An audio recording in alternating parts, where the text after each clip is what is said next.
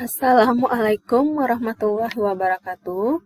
Kembali lagi kita di pertemuan sesi kedua untuk mata kuliah Statistik Pendidikan PEMA 4210.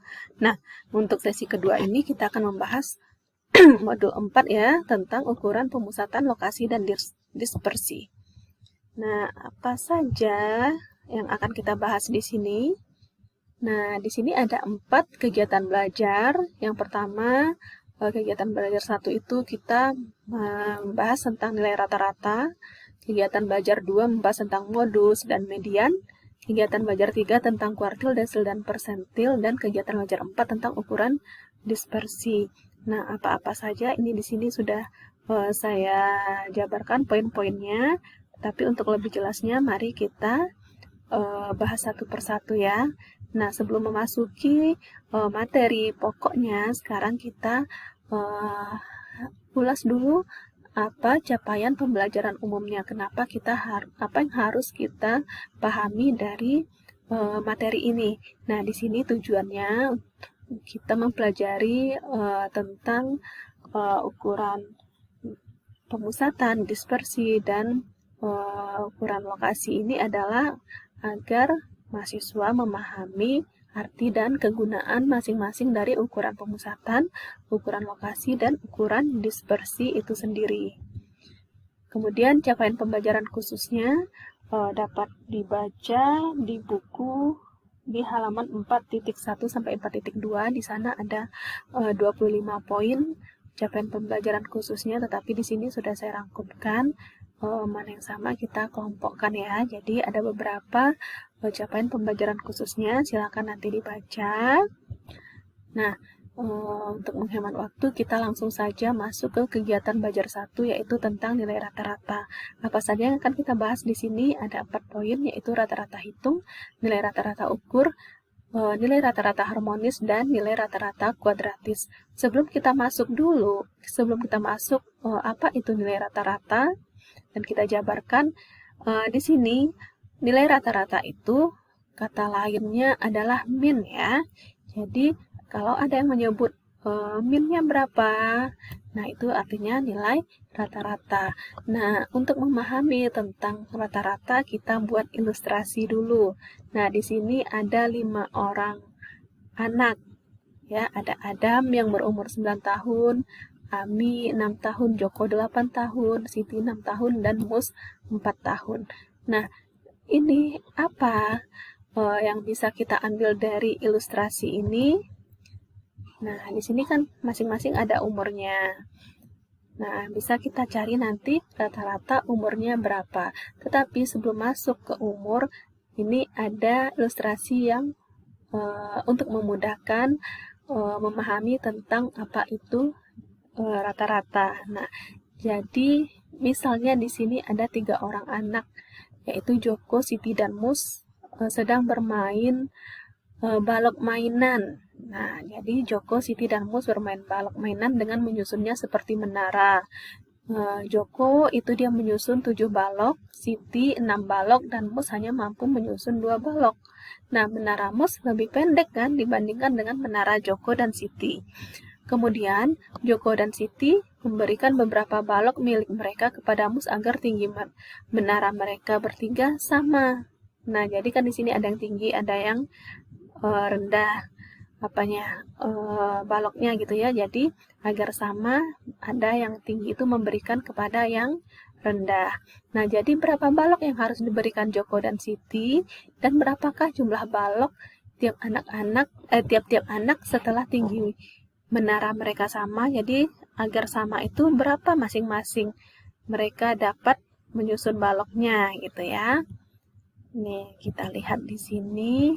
Joko dia bisa menyusun 1, 2, 3, 4, 5, 6, 7.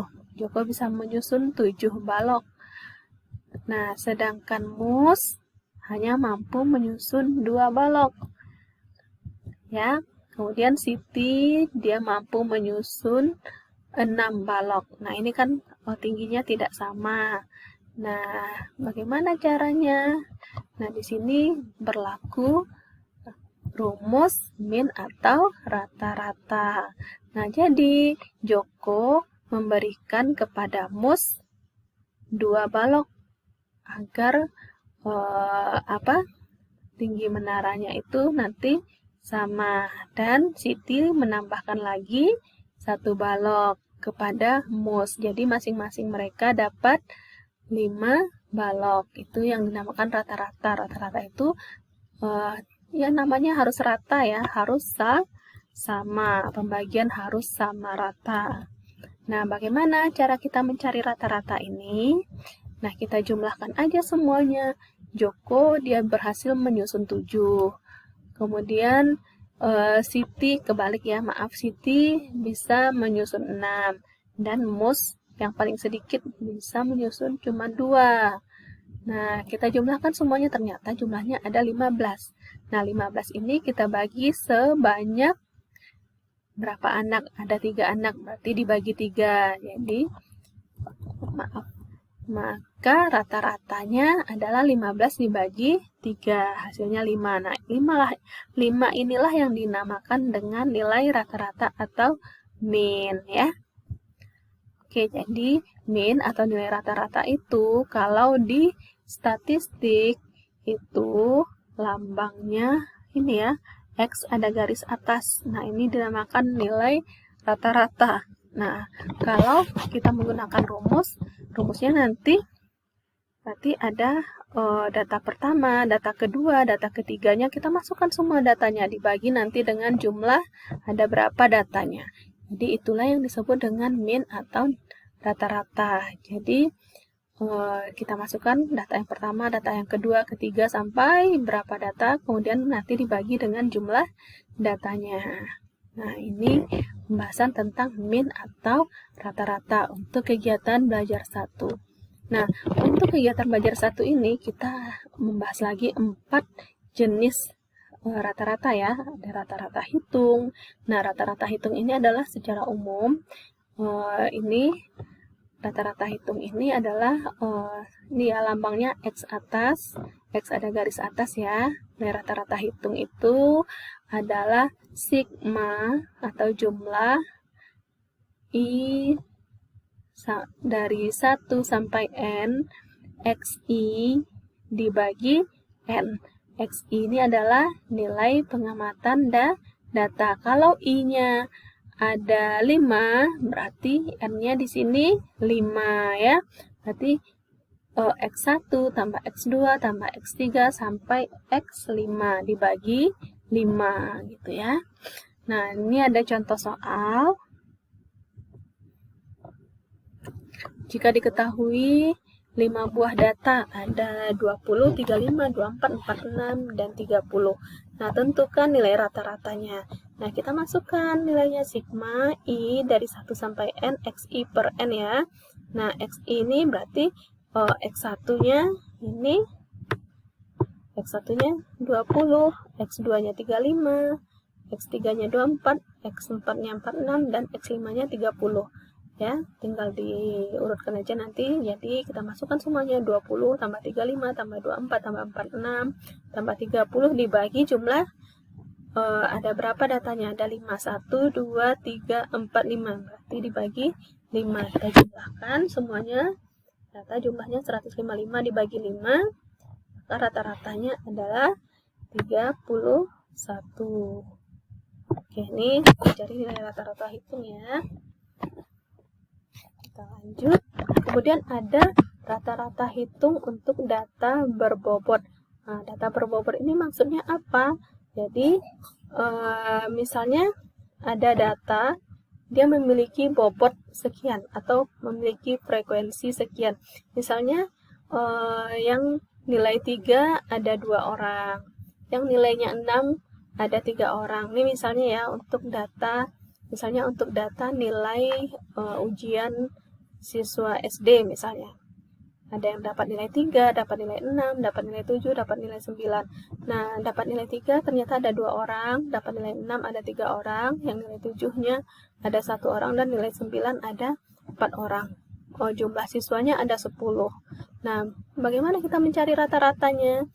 Nah, kita menggunakan rumus sigma I dari 1 sampai K atau I1 sampai N ini sama ya. Ini untuk membedakannya aja. Fi dikali Xi. F ini adalah frekuensinya dikali X-nya dibagi nanti dengan jumlah frekuensi. Jumlah frekuensi di sini yang mana? Ini jumlah frekuensinya ini ya, yang 10 ya.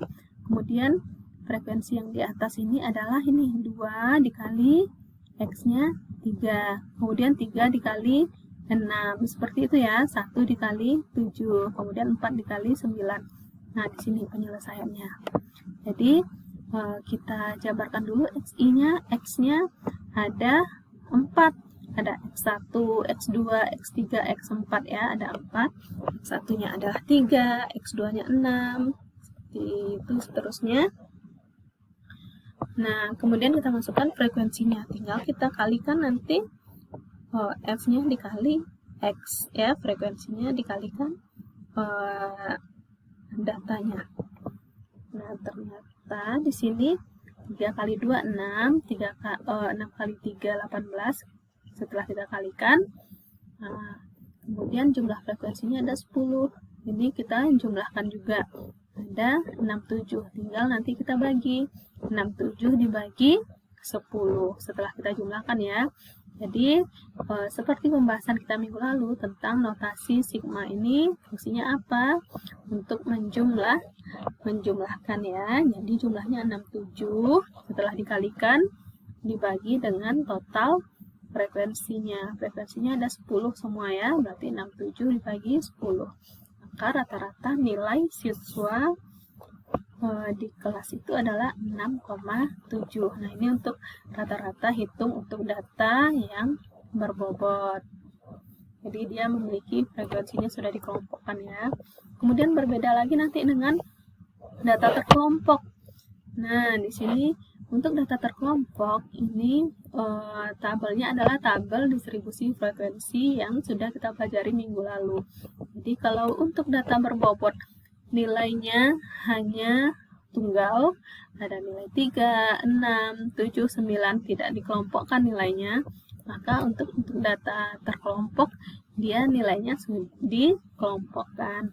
Jadi, kita gabungkan yang nilainya 5 sampai 7, kemudian 8 sampai 10, 11 sampai 13, berarti ini sudah dikelompokkan ya. Nah, kemudian masukkan kemudian frekuensinya. Nah, bagaimana cara mencari nilai rata-ratanya? Nah, di sini kita harus mencari titik tengahnya terlebih dahulu. Kita harus cari titik tengah kelas. Jadi, karena di sini kan ada rentang kan 5 sampai 7. Nah, untuk mencari rata-ratanya kita cari titik tengah dari 5 sampai 7 ini. Titik tengahnya berapa? Kalau seperti ini gampang ya, 5, 7. Berarti yang di tengah-tengahnya berapa? Tentu 6 ya kan. Kemudian 8, 9, 10. Berarti yang di tengah-tengahnya 9. Nah, ini sudah kita cari ya titik tengahnya. Kemudian 11, 12, 13. Berarti titik tengahnya 12. Seperti itu selanjutnya. Nah, yang kita kalikan apa? Yang titik tengahnya kita kalikan dengan frekuensinya. Langsung aja kita kalikan. Jadi tidak poin tadi lagi, tidak data ini lagi yang kita kalikan, tetapi titik tengahnya 6, titik tengahnya 6, kita kalikan dengan frekuensinya 6. Kemudian yang kedua, titik tengahnya 9, kita kalikan 5. Tetap 5 sampai seterusnya sampai kelas ke-6 ya. Nah, setelah kita kalikan baru kita jumlahkan. Sama, setelah kita jumlahkan kita bagi dengan total frekuensi. Jadi 375 kita bagi dengan 30, dapatlah nilai rata-ratanya adalah 12,5. 12,5 ini ada di sini ya, berarti nilainya benar, rata-ratanya benar ya. Nilai rata-rata ini untuk kita ketahui tidak mungkin dia, kalau nilai rata-rata yang nanti yang diperoleh kecil dari 5 atau besar dari 22, berarti jawabannya sudah pasti salah. Nilai rata-rata dia pasti berada di antara 5 sampai 22 ya. Kemudian